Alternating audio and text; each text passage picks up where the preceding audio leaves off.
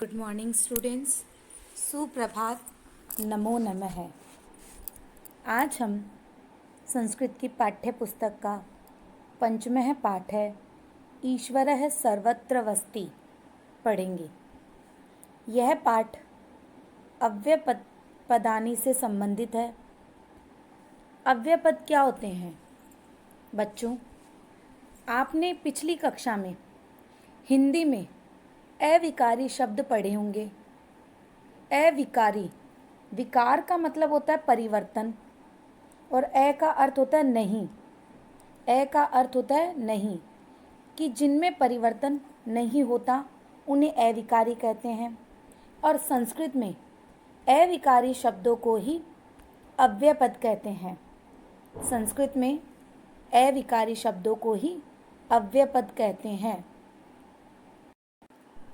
संस्कृत भाषा में कुछ ऐसे शब्द होते हैं जिनका रूप कभी परिवर्तित नहीं होता, कि कुछ शब्द संस्कृत में ऐसे होते हैं जिनका रूप कभी परिवर्तित नहीं होता। जैसे हम धातु देखते हैं, धातु हम बोलते हैं कि कर्ता के अनुसार परिवर्तित होती है, कर्ता के हिसाब से चलती है। जैसे मैंने बोला स, और स के साथ यदि पठ धातु है तो स पठती होगा। लट लकार की यदि बात करते हैं तो स पठती होगा।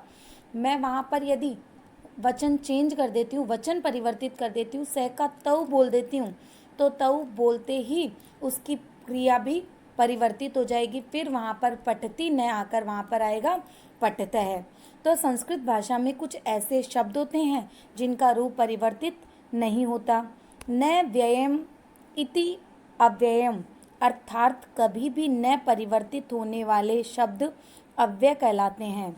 इन शब्दों पर काल, विभक्ति, वचन तथा लिंग का कोई प्रभाव नहीं पड़ता। यथा का अर्थ होता है जैसे, कि इन शब्दों पर लिंग, काल, वचन, विभक्ति इनका कोई भी प्रभाव नहीं पड़ता है। कैसे प्रभाव नहीं पड़ता? जैसे हिंदी का कोई वाक्य है कि बालक यहाँ पढ़ता है, बालक यहाँ पढ़ता है। बालक है कर्ता, यहाँ है अविकारी शब्द हिंदी में बोले तो, और संस्कृत में बोल देंगे तो यहाँ अत्र अव्यय शब्द है। और पढ़ता है वह है क्रिया। अब मैं बालक की जगह, कर्ता की जगह मैं यदि दूसरा कर्ता का शब्द लेती हूँ, स्त्रीलिंग बना दिया बालक को, जैसे बालिका, तो बालिका के साथ फिर क्रिया परिवर्तित हो जाएगी, पढ़ती है। पढ़ता है नहीं आएगा वहाँ पर, लेकिन यहाँ में कोई परिवर्तन नहीं होगा। बालक है तब भी यहाँ पढ़ता है, और बालिका है तब भी यहाँ पढ़ती है। इसीलिए अव्यय हो या अविकारी शब्द हो, इनमें लिंग, वचन, काल, कारक इनकी दृष्टि से कोई परिवर्तन नहीं होता। जैसे स अत्र पढ़ती, वह यहाँ पढ़ता है, वह यहाँ पढ़ता है। स की जगह मैं यदि कर्ता बोल दूँ सा, तो पढ़ती ही रहेगा, अत्र भी यही रहेगा कि सा अत्र पढ़ती, वह यहाँ पढ़ता है, वह यहाँ पढ़ती है। इन दोनों पर ही कोई प्रभाव नहीं पड़ा। स में परिवर्तन हुआ लिंग का, लेकिन अत्र और पढ़ती में कोई परिवर्तन नहीं हुआ। माला कुत्र पढ़ती, माला कहाँ पढ़ती है। आगे जो शब्द दिए हुए हैं, जो ये शब्द दिए हुए हैं, वो शब्द अव्यय शब्द हैं। वे सारे शब्द अव्यय शब्द हैं। अद्य रविवासरः अस्ति, अद्य का अर्थ होता है आज, आज रविवार है। है सोमवासरः अस्ति, अद्य का अर्थ होता है आज, और है का अर्थ होता है आने वाला कल। है का अर्थ होता है आने वाला कल, जो कल आने वाला है उसको सोमवार है। आज रविवार है और कल सोमवार है। त्वम कुत्र गच्छसि, तुम कहाँ जा रहे हो या कहाँ जाते हो। त्वम का अर्थ होता है तुम, कुत्र का अर्थ होता है कहाँ, जो कि अव्यय होता है। कुत्र का अर्थ होता है कहाँ, तुम कहाँ जा रहे हो। अब मैं त्वम की जगह ऐसे बोल दूँ, युवाम, द्विवचन कर दिया मध्यम पुरुष का। गच्छसि की जगह हो जाएगा गच्छथः, गच्छ सी की जगह हो जाएगा गच्छथ। लेकिन कुत्र में कोई परिवर्तन नहीं होगा। त्वम कुत्र गच्छसि और युवाम कुत्र गच्छथः। आगे है रामः अत्र आगच्छति। राम यहाँ आता है या राम यहाँ आ रहा है। ते तत्र क्रीडन्ति। वे सब वहाँ खेल रहे हैं।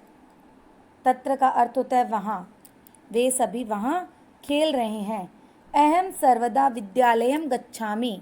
मैं हमेशा विद्यालय जाती हूँ या जाता हूँ। यहाँ लिंग का कोई पता नहीं चल रहा है कि अहम पुल्लिंग का शब्द है या स्त्रीलिंग का शब्द है, क्योंकि अहम का अर्थ होता है मैं, और मैं लड़की भी हो सकता है और मैं लड़का भी हो सकता है। तो मैं हमेशा विद्यालय जाती हूँ या मैं हमेशा विद्यालय जाता हूँ, दोनों ही अर्थ सही हैं। रमा सदा पठती। सदा का अर्थ होता है हमेशा। रमा सदा पठती।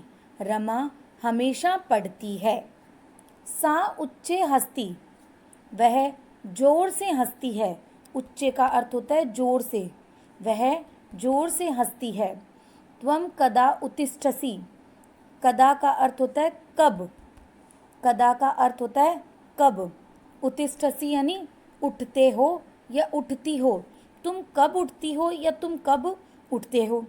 ईश्वरः सर्वत्र वस्ति। वस्ति में वस धातु है।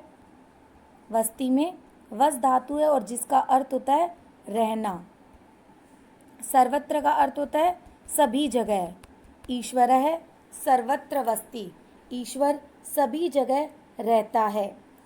स सदा रक्षति।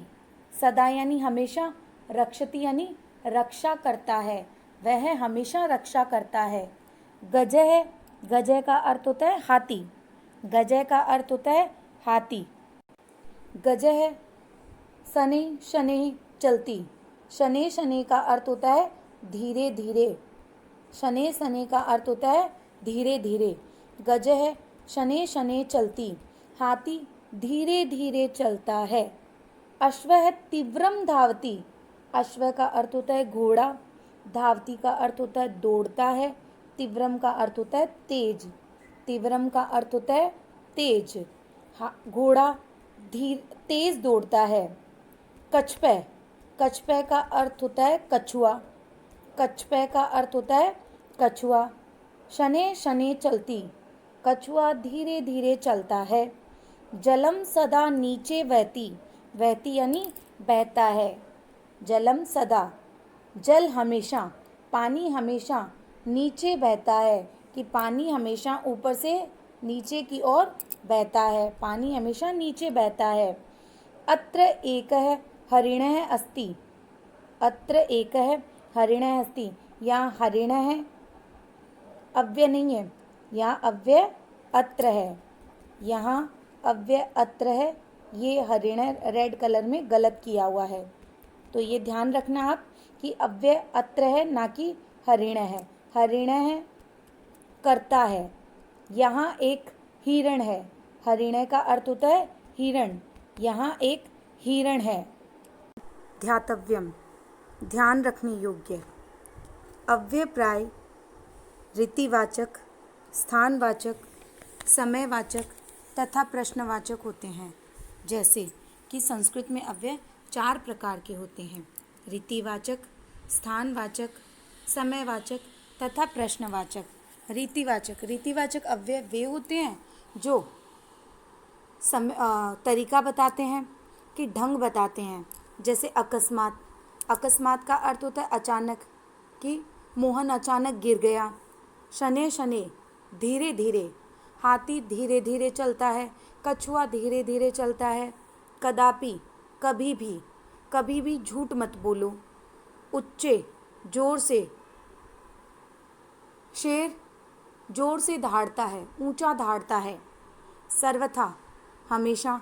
तीव्रम तेज। तो ये सारे बता रहे हैं कि कौन कैसे काम करता है, तो तरीका बता रहे हैं। स्थानवाचक, जहाँ पर स्थान शब्द आता है, जैसे यहाँ, वहाँ, अंदर, बाहर, ऊपर, नीचे, ये सभी शब्द स्थानवाचक है, इसलिए इनको स्थानवाचक अव्यय कहते हैं। समयवाचक, जिन शब्दों से पता चलता है काम के समय का, वे सभी शब्द समयवाचक होते हैं। जैसे अभी, आज, आजकल, सुबह, शाम, ये सारे शब्द समयवाचक होते हैं। प्रश्नवाचक, जिन वाक्यों को पढ़ने से, जिन शब्दों को बोलने से पता चलता है कि यहाँ पर प्रश्न हो रहा है, वे सभी शब्द प्रश्नवाचक होते हैं। जैसे किधर, कहाँ, कब, कैसे, ये सारे शब्द प्रश्नवाचक होते हैं। तो इन सभी शब्दों का अर्थ मैं आपको लिखित रूप में आगे भेज दूँगी। धन्यवाद।